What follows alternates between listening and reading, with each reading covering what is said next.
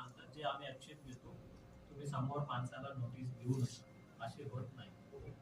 जरी दुसऱ्यांनी एका मतदाराबद्दल आक्षेप जरी घेतला, त्या मतदारांना विचारपूस करून त्याला जागेवर जाऊन पडताळणी करून त्याच वेळा ते अंतिम निर्णय घेतला जातो. आतापर्यंत आलेल्या आक्षेपांचा 50% ऑलरेडी पूर्ण झालेला आहे. आता उरलेले जे 50% आहेत, आज उद्या आणि उद्यापर्यंत जे काही येणारे आहेत, बरेच ठिकाणी मोगम स्वरूपाच्या आलेल्या आक्षेपांचा पडताळणी करणे शक्य नाही.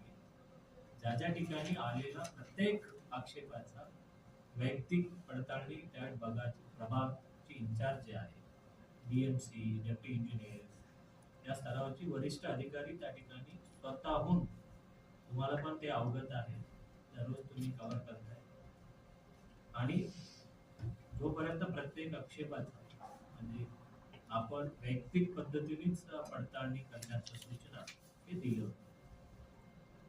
ज्याप्रमाणे सांगितलं होतं खूप मोठ्या प्रमाणावर आहे.